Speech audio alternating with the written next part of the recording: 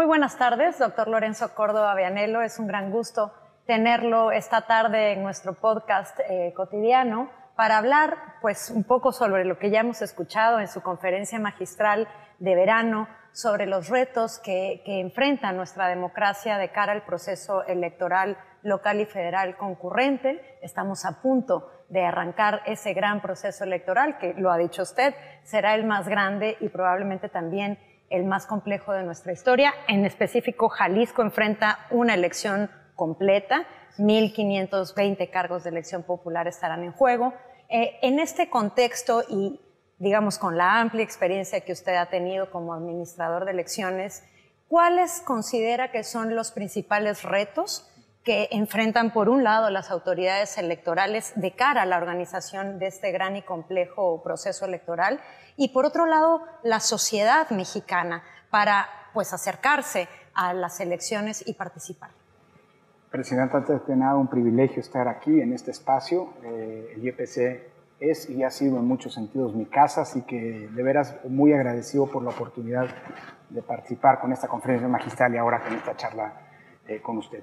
Yo diría que los retos principales tienen que ver, digamos, con el contexto, por un lado, que es un contexto complejo para la democracia en el mundo, y por otro lado, de una serie de condiciones estructurales que está viviendo la sociedad mexicana y la política mexicana frente a la que los órganos electorales que integran el Sistema Nacional de Elecciones, el INE y los OPLES, por otra parte, como administradores, organizadores de las elecciones, y los tribunales locales y el federal, por el otro, como órganos de justicia electoral, pues tienen que, digamos, enfrentar y lograr sobreponerse.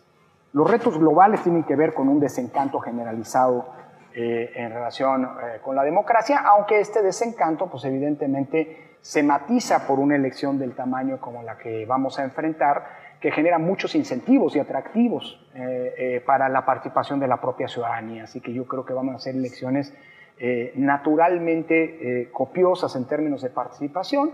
Habrá que maximizar la participación todo lo que se pueda, pero bueno, pues creo que en términos generales el problema tiene que ver más se matiza de alguna manera, aunque por supuesto el malestar con la democracia está presente. Y creo que haríamos mal si bajamos la guardia y no entendemos el contexto en el que estas elecciones y nuestra democracia, estas elecciones se van a llevar a cabo y nuestra democracia va a recrear.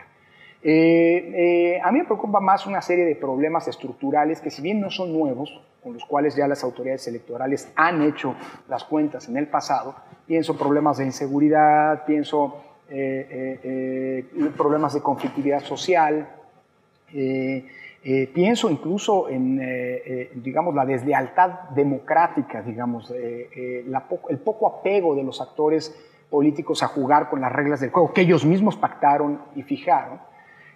Por un lado, pero también pues con, digamos, una serie de nuevos fenómenos que corren el riesgo de rebasar eventualmente a las autoridades electorales. Y eso creo que es importante tomarlo en cuenta. Afortunadamente, el fracaso del plan A primero y del plan B después no generaron un escenario que habría sido realmente muy delicado, porque habría colocado a las autoridades electorales al INE en primera instancia, pero no solo, porque esa reforma habría tenido también una traducción en el plano local, en una situación de incapacidad para gestionar las elecciones. Eso se conjuró. Pero hoy el gran desafío viene desde la propia política, desde la responsabilidad de los actores políticos a conducirse conforme las reglas, como te decía, que ellos pactaron, pero también de los gobiernos, en fin, digamos, entrar en una lógica, por un lado, de simulación, pero de violación permanente de las reglas, que va a exigir muchísimo en la tarea arbitral de los órganos electorales. Por supuesto, toda la dimensión operativa y técnica, que es lo más sólido de nuestro sistema electoral, habrá que, digamos, que estar atentos para no perder o no tener problemas ahí en donde no existen esos problemas. Pero en general yo te diría que esos son los desafíos, y desafíos que vienen de fuera, digámoslo así, de esta lógica de golpeteo a los órganos electorales, de descalificación, que pueden traer como consecuencia también eventualmente restricciones presupuestales que pueden comprometer la capacidad operativa de los órganos electorales. No van a ser elecciones sencillas, pero como suele decirse en el ámbito electoral, ¿cuál es una elección sencilla? ¿No? No hay. Nunca las ha habido, no las hay, y pues la que viene tampoco lo va a hacer. Pero creo que tenemos un aparato electoral muy sólido que nos ha dado muy buenos resultados y que, aunque enfrenta desafíos, algunos de ellos inéditos, pues también es cierto que ha sido exitoso en su tarea de gestionar elecciones. Así es. Como, digamos, encargado de organizar elecciones a lo largo de tantos años, sabemos, lo ha dicho usted, que, digamos, tenemos esta dimensión más técnico-operativa del trabajo logístico, que trae mucha carrera y mucha experiencia de por medio, pero está la dimensión del arbitraje electoral, efectivamente, que plantea, es mi impresión, nuevos retos en este proceso electoral. ¿Cuáles son estos retos? Usted habló del tema de la polarización, habló ahora mismo del desencanto y del desapego con las instituciones democráticas, en general con las instituciones públicas, y hay varias otras cuestiones. ¿Cuáles considera que son, pues, los desafíos más relevantes en términos de la competencia política? Y desde su opinión, ¿cuál tendría que ser la aproximación de las autoridades electorales ante este escenario? Bueno, yo creo que estamos viviendo, ninguno de los fenómenos que tú mencionabas, polarización, desafección democrática, exactamente, desinformación, etcétera, son nuevos. Son ya fenómenos con los que las autoridades electorales han lidiado y diría incluso exitosamente en el pasado. Claro que todos estos, el contexto va cambiando, hay nuevos mecanismos, no hay que cruzarse de brazos frente a los desafíos que cada una de estos fenómenos va a representar porque tienen dimensiones novedosas. Pero creo que las autoridades electorales en ese sentido están bastante armadas. Donde sí veo una novedad preocupante es en digámoslo así, en esta lógica de parte de los actores políticos de conseguir sus objetivos a cualquier costo.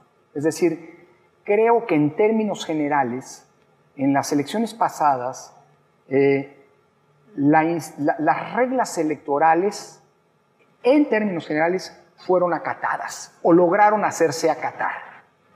Lo que hoy veo es una voluntad de los actores políticos, digámoslo así, de simular el cumplimiento de las leyes y una eventual condescendencia de las autoridades electorales que nos puede generar problemas en el futuro. Mira, y concretamente estoy pensando en este fenómeno que es un fenómeno que implica una enorme paradoja, porque las reglas, por ejemplo, para las precampañas fueron pactadas por los partidos políticos. Bueno, lo que hemos presenciado en las semanas previas ha sido una serie de precampañas anticipadas para ponerle nombre y apellido, simulando, bajo los eufemismos que quieran y los cargos que pretendan, la coordinación o la responsabilidad de construir el frente amplio opositor o la definición de la defensa de la transformación, de quién será el responsable de la defensa de la transformación. En fin, más allá de los eufemismos, estamos hablando de precampañas anticipadas que por primera vez, Presidenta, estuvieron recubiertas de una especie de halo de formalidad.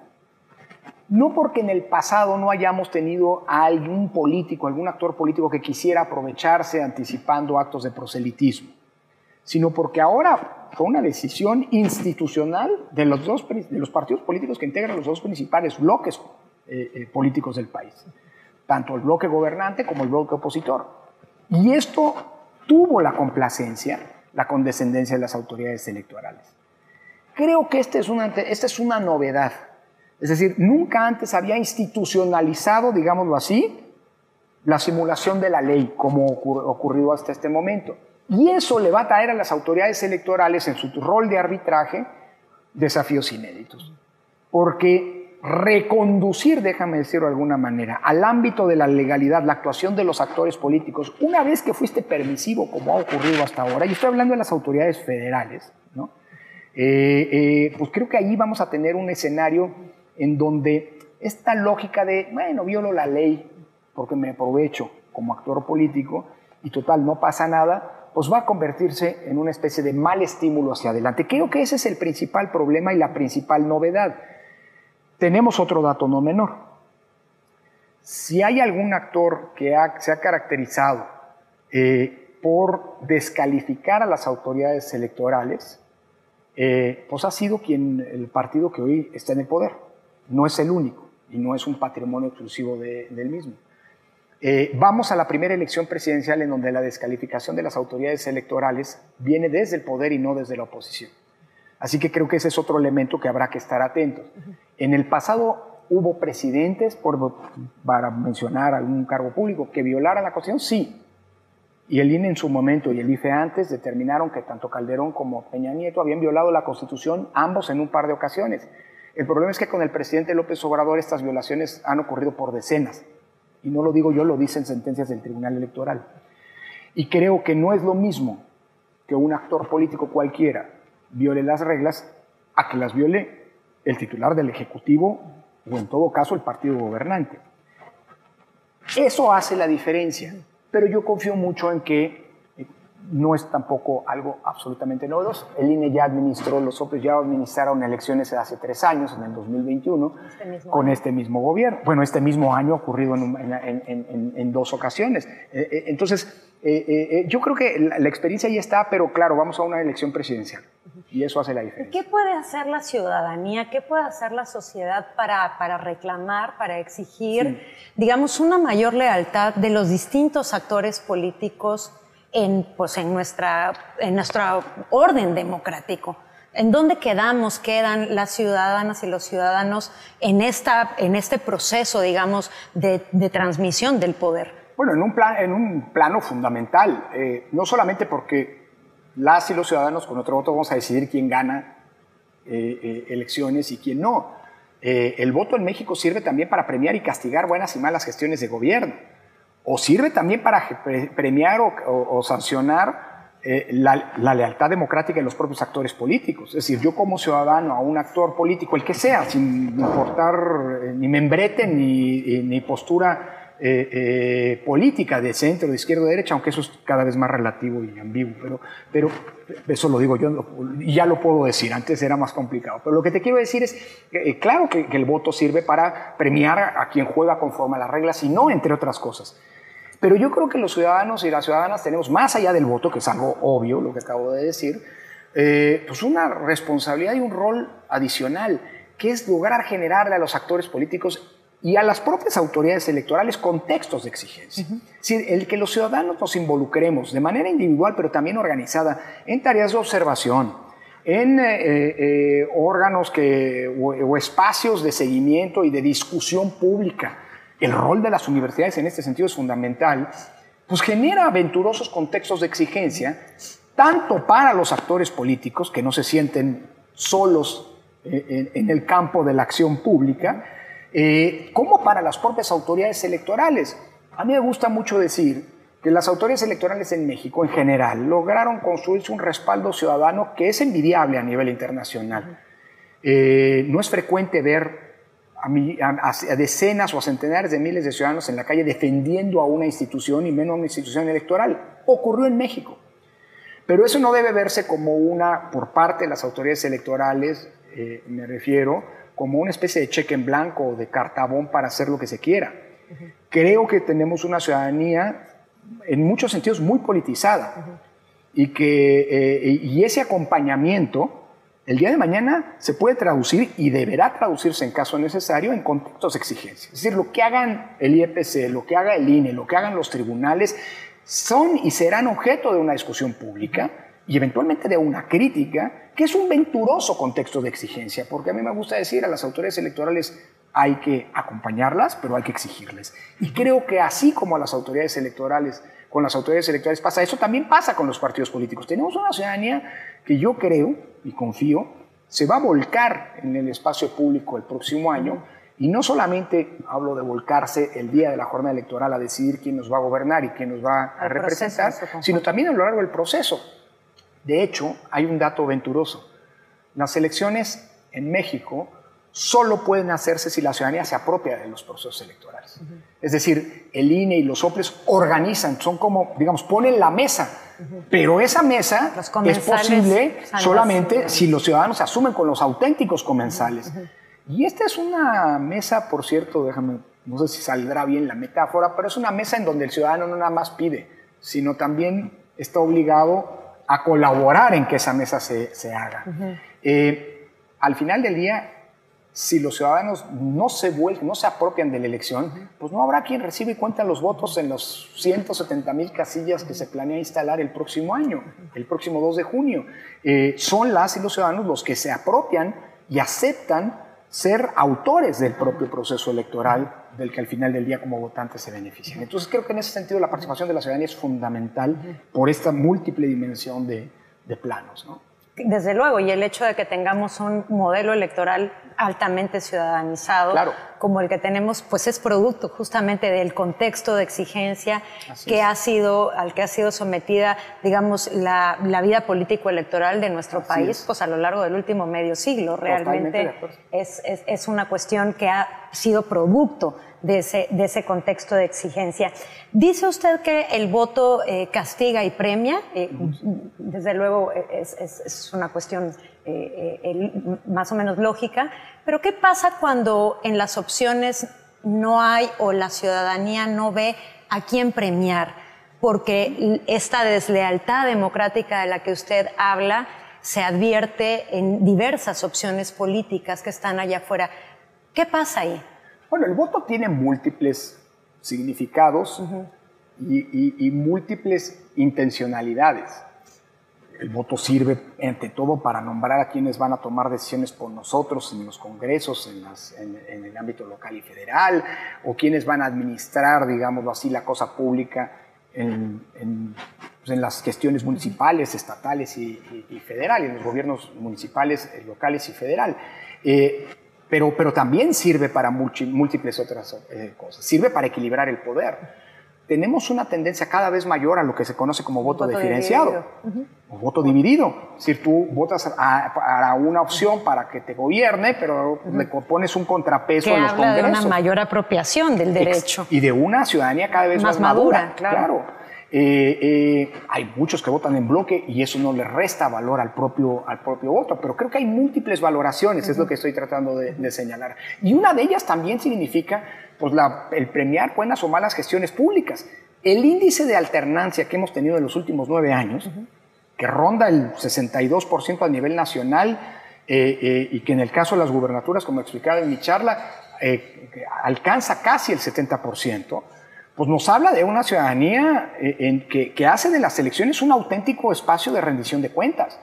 Gobernaste bien, soy satisfecho de tu gestión, te premio y vuelvo a votar por el partido que me ha gobernado. No estoy satisfecho, voto por una alternativa distinta. Bueno, lo que ha venido pasando en México en los distintos planos, federal, local y municipal, es que pues en 2 de cada 3 ocasiones los ciudadanos dicen, ¿sabes qué? No me convenciste, no estoy satisfecho con tu gestión pública y le doy la oportunidad a alguien más. Y en este sentido va a ser muy interesante ver qué pasa el próximo año, porque ya anticipabas, Presidenta, que en la elección del 2 de junio del 24 no solamente se van a renovar todos los poderes electivos federales, presidencia, Senado y Congreso, sino también en el ámbito local, como en el caso de Jalisco, se van a renovar pues, las alcaldías, los congresos y también gobernaturas. En 9 casos se van a renovar gubernaturas. Y esta es la primera ocasión, si excluyes el caso de Baja California de hace unos años, en donde Morena, que gobernaba un periodo muy breve, de 2 años, volvió a ganar la gubernatura. 7 de estas 9 gubernaturas que estarán en juego son gobiernos hoy de Morena que por primera vez, luego de un sexenio, se van a someter al escrutinio público en las urnas. Entonces, creo que va a ser muy interesante y eso le da a las y los ciudadanos de nueva cuenta la oportunidad, de premiar a quien ha hecho a su juicio un buen trabajo y de castigar a quien no, optando por otras alternativas. Y creo que eso habla, insisto, o expresa esta dimensión o este ámbito multidimensional del voto. El voto no sirve solo para una cosa, sirve para muchas otras cosas. Es más, déjame decírtelo así, como ocurrió en Ecuador hace unas semanas. En un contexto de violencia que se había insertado en la política, el voto masivo de los ecuatorianos con independencia de que sea obligatorio o no, pero hubo un sentido que transminó, es un voto por la paz, como en su momento en México en 1994 fue un voto por la paz, ¿no? Por cierto. Entonces la participación más alta de la historia en un país que no tiene como nosotros el voto obligatorio, sino potestativo.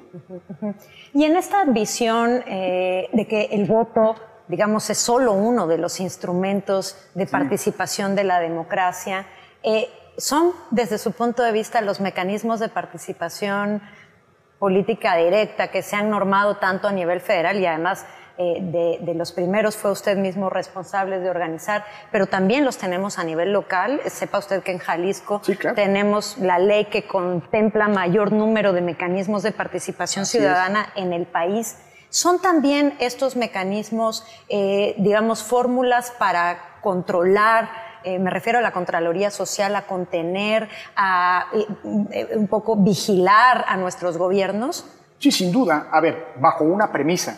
Las modernas son democracias representativas y los mecanismos de democracia directa, los distintos mecanismos, presupuestos participativos, referéndum, plebiscitos, y múltiples otros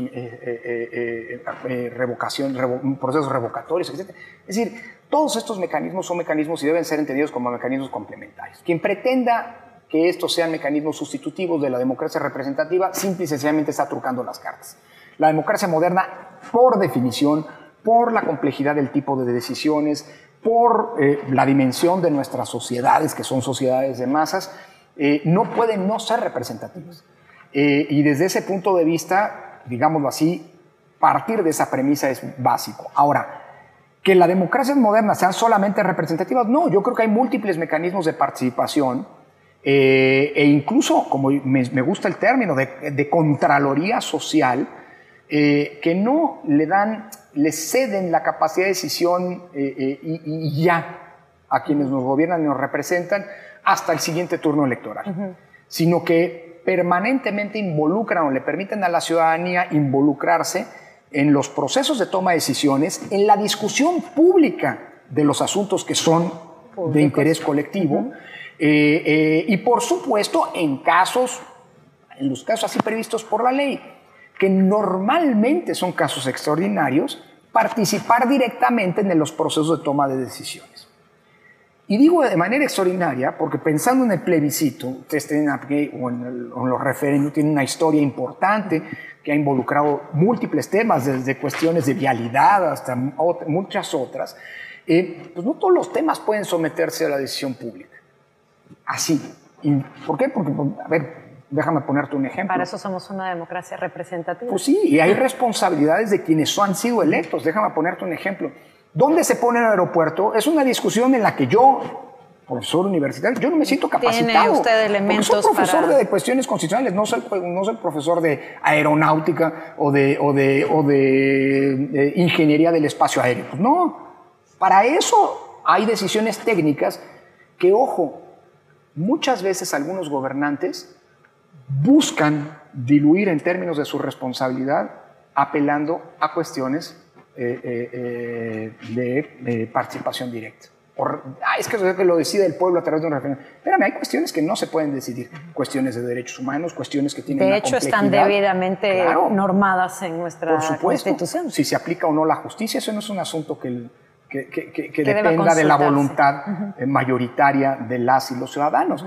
Pero por supuesto que hay muchos otros elementos que no solamente son posibles, sino además son, diría incluso, beneficioso que involucren las decisiones colectivas, las grandes el caso chileno, hay o no una nueva constitución, en fin, creo que la salud de las democracias modernas depende de un sano equilibrio y de una sana utilización de los múltiples mecanismos de participación ciudadana. El voto, por un lado, para elegir a representantes y gobernantes, pero también muchos otros elementos.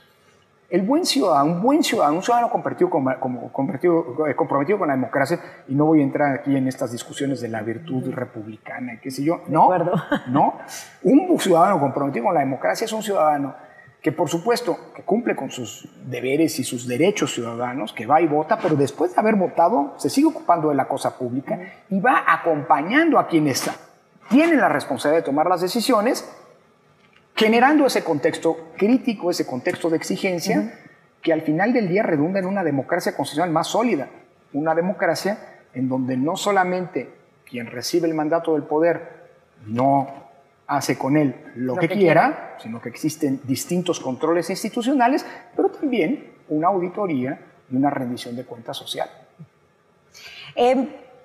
Nos ha expresado en esta emisión, pero también en su conferencia magistral, digamos, los distintos retos que enfrenta nuestra democracia ante el proceso electoral, pero también ha dicho que nuestro sistema electoral goza de cabal salud. Sí. Y esto se debe, desde luego, digamos, a la edificación institucional y legal que hemos construido como sociedad para pues, conducir estos procesos de acceso al poder político de manera esencialmente pacífica, competida, legal, deliberada, etcétera. ¿Diría usted que hemos llegado, digamos, a la estación final, al menos, digamos, en la dimensión electoral de nuestra democracia? No, porque como suelen decir los alemanes, la reforma electoral es una reforma permanente. Es decir, la política, la vida política es muy vertiginosa, es cambiante. Y siempre en cada etapa de la vida de una sociedad o en cada elección surgen nuevos fenómenos que vale la pena regular o que vale la pena repensar. Déjame decírtelo con un caso concreto. Las precampañas, la institución de las precampañas, tal como está normada, por lo visto está siendo rebasada y está haciendo agua por todos lados. Nadie la está respetando, a pesar de que fue un mecanismo con el que se buscó en su momento generar condiciones de equidad en la competencia. Pues a lo mejor esa es una institución que en las próximas... es más, que creo que ineludiblemente en la próxima ciclo de reformas electorales habrá que repensar. ¿Vislumbra usted una reforma electoral? Yo creo que es pertinente. Fíjate que estamos adentrándonos al periodo más largo de nuestra historia, acercándonos al periodo más largo sin reformas electorales. Ya nos pasó un periodo similar. En 1996 hubo una profunda reforma electoral que es la que crea al IFE autónomo, entre muchas otras cosas, que establece el financiamiento público predominante, en fin, fue una reforma muy importante, potencia las facultades de fiscalización de la autoridad electoral, etc. Pero es una reforma que tardó 11 años en modificarse. La siguiente reforma ocurrió hasta 2007, y la reforma de 2007 fue ineludible, porque en 2006 el sistema electoral, por las razones que se quiera, pues es un sistema que se demostró que digamos que fue rebasado por muchos de los fenómenos políticos de la elección, por la realidad política. Bueno, nuestra última reforma electoral es de 2014. Si hay una reforma, y es pertinente que las reformas electorales se hagan al arranque de los sexenios y no al final, porque así las reformas se ponen a prueba en elecciones intermedias y no en las elecciones presidenciales, donde hay mucho en juego, o demasiado en juego, y además se quitan así los peores estímulos. Hay quien suele decir los temas calientes en tiempos fríos, y los tiempos fríos son inmediatamente después de una elección presidencial. Porque además una reforma electoral tiene que tener un amplio consenso político, porque es el establecimiento de las reglas a las que todos se van a someter. Todos los actores políticos. Y si todos están de acuerdo con someterse a esas reglas, pues es el mejor escenario. Dicho eso, yo creo que estaremos en un escenario, en un periodo, digamos, de más de una década. Vuelvo a insistir, y la historia nos enseña que revisar las reformas electorales es pertinente. Ahora, si la pregunta es, por el contrario, ¿hay que reinventar el sistema electoral? La respuesta es clara y contundente. No, tenemos un buen sistema electoral, tenemos un sistema electoral que es pues no solamente admirados y un punto de referencia a nivel internacional, sino que es en muchos sentidos imitado, es un punto de referencia, pero claro que es un sistema que hay muchas cuestiones que hay que volver a plantear. Son pertinentes todas las restricciones que se le han puesto, por ejemplo, a los funcionarios públicos, por ejemplo, y vamos a discutirlo. Son pertinentes... El propio modelo de radio y televisión. El modelo de radio y televisión, cuando tenemos hoy una presencia un uso cada vez mayor de las plataformas digitales para comunicar. En fin, yo creo que es un sistema robusto, que tiene ya sus años y que es pertinente actualizar, optimizar, y eventualmente modificar, no reinventar, digo yo. De hecho, estamos enfrentando ahora mismo a una cuestión verdaderamente novedosa, que no es solo el uso de tecnologías de información para las campañas, que ya lo hemos visto, sino incluso de la incorporación de la inteligencia artificial, claro. Cuestión que es así, no la habíamos, digamos, enfrentado, al menos desde las elecciones últimas federales o más recientes de 2021. ¿Qué papel, porque ya estamos advirtiendo cosas, qué papel cree usted que va a jugar este tipo de tecnologías, estas novedades que no alcanzamos ni siquiera, digo yo, a comprender en cabalidad en nuestra elección? Me temo que central y probablemente disruptivo. Mira, es algo semejante a lo que nos pasó en 2018, cuando como autoridad electoral en el INE y el Sistema Nacional de Elecciones enfrentó el fenómeno de la desinformación, digámoslo así, que tan disruptivo había resultado en los años previos. Antes de 2016, las elecciones, ese año hubo un montón de elecciones en el mundo, el plebiscito del Brexit, las elecciones en Estados Unidos, el plebiscito de la paz en Colombia. Es decir, son elecciones en donde las noticias falsas, la desinformación, cobró una relevancia que no habían tenido hasta entonces. En 2018 fuimos a las primeras elecciones y el INE fue exitoso en instrumentar un modelo de combate a la desinformación centrado no en una lógica prohibicionista, como por ejemplo ocurrió en Francia, criminalizar a quien hacía noticias falsas, a quien las difundía, etcétera, sino más bien en una lógica de combatir la desinformación con información. Y fuimos bastante exitosos en ese sentido. Certeza 2018. Certeza 2018, que estuvo acompañado de múltiples otros ejercicios desde la sociedad civil, como este poderoso mecanismo de fact-checking, de validación de información, que fue verificado 2018. Y ciudadano. Y ciudadano, exacto, además, que era la enorme virtud. Bueno, 3 meses después, nosotros nos habíamos enfocado, por cierto, desde el INE, tuvimos, lo recordarás, Presidenta, hicimos los primeros convenios con las plataformas gestoras de redes sociales como autoridad electoral del mundo. Con Facebook, con Google y con Twitter. Así es. Pero unos meses después, 2 meses después de nuestras elecciones, en Brasil enfrentaron una nueva dimensión. La plataforma por donde corría la información no era Twitter entonces y Facebook o YouTube, sino que era WhatsApp, es decir, una red cerrada. Y eso cambió, digamos, las estrategias. Lo que te quiero decir es que el uso de la plataforma de la inteligencia artificial en muchos sentidos va a generarnos problemas, dolores de cabeza, pero también nuevos desafíos. Pongo un ejemplo que ya desde ahora creo que se puede anticipar. No será el único, sin duda. ¿Qué pasa cuando tú tienes una especie de spot? No hablo de spot traducido en radio y televisión, porque de ahí está muy regulado, sino en alguna plataforma en donde aparece alguien que parece que es un candidato o una candidata cometiendo o llamando al voto o qué sé yo. Cometiendo un ilícito. Eventualmente cometiendo un ilícito diciendo electoral. Una cuestión que no sería... ¿A quién vas a sancionar? ¿Al candidato o candidata que se parece? Aunque no logres demostrar un nexo de dependencia o causal directo. Ay, es que sí te estás beneficiando. Para empezar, vas a saber quién es. Es que ese es el punto. Esa es la primera pregunta. Ese es el verdadero punto. Entonces estás introduciendo una dimensión virtual para el que nuestra legislación electoral y los precedentes que los órganos electorales han construido, y no quiero ser aquí aguafiestas, pero eso va a ser una responsabilidad del INE por un lado, pero también de los órganos como el IEPC que tú presides, Presidenta, por el otro, en una, sin lugar a dudas, característica que va a distinguir este proceso electoral. Ha distinguido las anteriores, pero yo creo que de manera particular a este, que va a ser una enorme litigiosidad. Entonces, pues esas son las fronteras que, volviendo al tema de las reformas electorales, pues después de este proceso electoral, pues creo que volverá muy pertinente, sin fobias ni filias como ocurrió con el plan A y con el plan B, sin, espero, intencionalidades políticas, sino con una discusión lo más serena, lo más con diagnósticos, fría, lo más con datos, informada con elementos. Y basada en diagnósticos, información y elementos, pues tendremos que dar como sociedad de cara a la, digamos así, actualización de las normas frente a los desafíos que la realidad nos está imponiendo como democracia.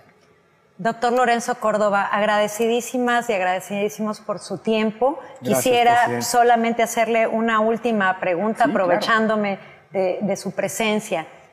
¿Cuáles son las 3 lecciones, si tuviéramos que simplificar, desde luego entiendo que hay muchas más, que usted se lleva de haber presidido la Autoridad Electoral Nacional y haber, sido la cabeza de este gran esfuerzo colectivo, social, que supone la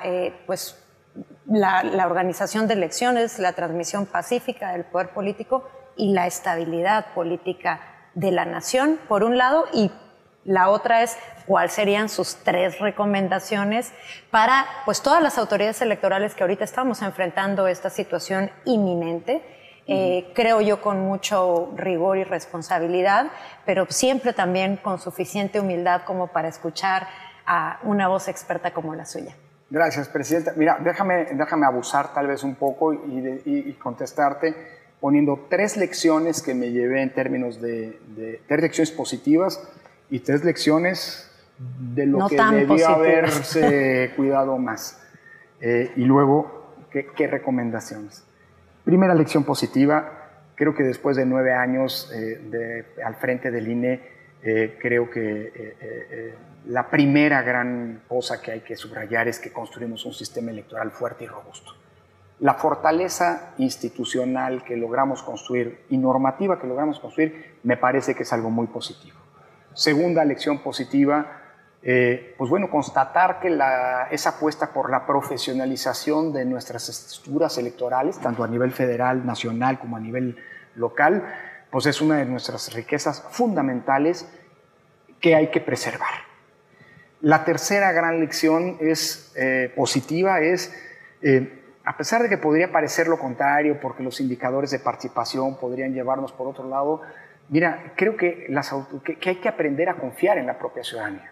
La ciudadanía es la verdadera constructora de nuestro sistema democrático, claro que no es la única constructora, hubo otros actores gubernamentales, los propios partidos políticos, actores sociales y demás, pero la ciudadanía es uno de los grandes constructores de democracia y es la ciudadanía mientras hay que confiar en la propia ciudadanía.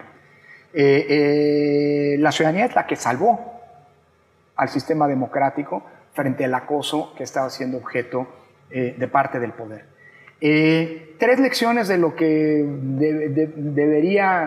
podría haber sido distinto. Podría haber sido mejor, o más bien 3 errores, para decirlo de alguna manera, más personales. Creo que mi primer error fue confiar que el espionaje era algo que no existía en este país. Segundo error, confiar en la lealtad democrática de los actores políticos, y esa muchas veces deja mucho que desear. Y tal vez tercer error, yo te diría que haber caído en esta tentación de la que no me arrepiento, porque se tomaron, por ejemplo, muchas acciones afirmativas muy positivas. Creo que los primeros 9 años del INE en los que me tocó presidir ese órgano fueron años en los que se logró convertir en nuestra democracia una democracia mucho más incluyente y desde ese punto de vista una democracia mucho más fuerte, con las medidas que se tomaron afirmativas para poder permitir la representación de pueblos y comunidades indígenas, cosa que no había existido antes, en términos de inclusión y acciones para convertir, por ejemplo, la paridad en las candidaturas, en la paridad en la representación, etcétera. Pero también en ese sentido creo que hay muchas decisiones que se tomaron, digamos, con la mejor de las intenciones, pero nos generaron problemas. Y creo que hay muchas veces que las acciones afirmativas se tienen que tomar de manera más pausada, más incluyente y más... Pongo un ejemplo. Hoy tenemos diputados, por primera vez en la actual legislatura federal, diputados migrantes. 11. Sí, pero los elegimos, no les eligieron los migrantes porque los migrantes no votan para diputados, sino los elegimos los mexicanos. Y eso genera un problema. O, por ejemplo, tomamos acciones afirmativas para que en los distritos con mayor presencia de población indígena los partidos estén obligados a presentar candidaturas, pero también generamos un problema. Y los ciudadanos y ciudadanos que no pertenecen a los pueblos y comunidades originarias en esos distritos le restringimos su derecho a ser votado, porque tienen que ser forzosamente candidatos indígenas. Entonces, yo creo, y no logramos hacerlo en mi gestión, pues que hay una serie de decisiones que sin lugar a dudas son positivas, pero que tendrán que ponderarse, replantearse para maximizar los derechos políticos de todas y todos. 3 recomendaciones. Primera recomendación a las autoridades electorales: privilegiar el trabajo colegiado. No es sencillo, los colegiados son complicados, todos los organismos públicos electorales, como el que presides, presidenta, se integran por 7 integrantes, por 7 miembros, en el INE son 11, todos los tribunales son colegiados, unos de 3, unos de 5, el tribunal, la sala superior son 7, en fin. Pues es la naturaleza de la democracia, así básicamente. Es. Yo creo que en eso reside su principal fortaleza, pero también el principal desafío. Así que el principal consejo a quienes integran, a quienes forman parte de la institucionalidad electoral es privilegiar y dedicarle todo el tiempo que sea necesario a la construcción de acuerdos. No es sencillo, la pluralidad de puntos de vista puede ser un problema, pero creo que también es la principal riqueza de estos órganos. El problema es cómo convertirla justamente en una riqueza y no en un problema que puede traducirse en escenarios de ingobernabilidad. Así que la primera recomendación, habiendo estado 9 años al frente de un órgano colegiado, es multiplicar la colegialidad y dedicarle todo el tiempo y el esfuerzo que sea necesario. Premia al cabo, porque eso genera instituciones más gobernables y más robustas. Segunda recomendación, la ley es la mejor, ya veremos si la ley se modifica o no. Por lo pronto las reglas que tenemos son las reglas que nos han permitido orientar y procesar el juego democrático, y eso ha sido positivo. Son reglas que nos han permitido un periodo de estabilidad política, de gobernabilidad democrática muy importante. Aplicar la ley es la mejor manera de garantizar en la actuación de los órganos electorales la imparcialidad. Cuando en la aplicación de la ley empiezan a entrar valoraciones políticas, los órganos electorales corren el riesgo de equivocarse. Y la tercera recomendación, pues es una recomendación pues a la sociedad y a los actores políticos, ya no a los órganos electorales como las 2 primeras. Y el arbitraje, perdón, déjame regresarme a la segunda. El arbitraje puede resultar odioso, pero es indispensable. Y en la medida en la que se haga con estricta neutralidad, y la mejor neutralidad es el apego a la ley, es decir, no valoraciones políticas, es lo mejor que puedan hacer los órganos electorales. Y ahora sí voy a una recomendación a los actores políticos y a los propios ciudadanos, a la ciudadanía en general. La lucha por el poder muchas veces lleva a hacer pensar que se vale cualquier cosa. Es la mejor manera de dinamitar un sistema democrático. Asumir que por la búsqueda de espacios de poder, cualquier cosa es lícita. Y creo que estamos viviendo en estos tiempos de tan precaria lealtad democrática, la prevalencia de que no importa lo que se haga, es más importante mi causa, es más importante la transformación que estoy emprendiendo o la que tengo que emprender o lo que sea. Y al final del día, cuando el desapego a las reglas es lo que se impone, aunque sea por las mejores causas, la democracia está en riesgo, como nos enseña nuestra historia. Y decía que también a los ciudadanos, porque aquí parecería que estoy hablando de los actores políticos, es que creo que la gran lección, y perdóname que termine con este dejo academicista, ni modo, soy un académico, nos la deja aquel libro de John King, Vida y muerte de la democracia. Dice King que todas las democracias que han muerto en la historia siempre han tenido, que se han acabado, siempre han tenido 2 componentes, invariablemente. Las circunstancias, las razones pueden ser distintas, pero siempre hay 2 componentes que están presentes. Primero, siempre hay alguien que mata a la democracia, alguien que busca destruir a la democracia, y ese es el culpable o los culpables. Y el que se deja. Pero siempre está presente el hecho de que hay algunos que por desidia, por miedo, por desinterés, dejan que los primeros actúen, y esos son responsables, los que se dejan. Y creo que desde ese punto de vista, el llamado a los actores políticos para que cuiden la democracia también es un llamado a la ciudadanía para que no permitan que haya quienes destruyan el sistema democrático. Al final del día, termino con algo que ya mencionaba, la democracia es una construcción colectiva y nos toca a todas y todos cuidar esa construcción. Gracias. Gracias a usted, doctor Lorenzo Córdoba Vianello. Un placer tenerle en este podcast, Gracias. haberlo tenido esta tarde en nuestra conferencia magistral de verano. Ojalá se repita pronto. Esta es su casa. Materia dispuesta y muy agradecido. Gracias. Gracias.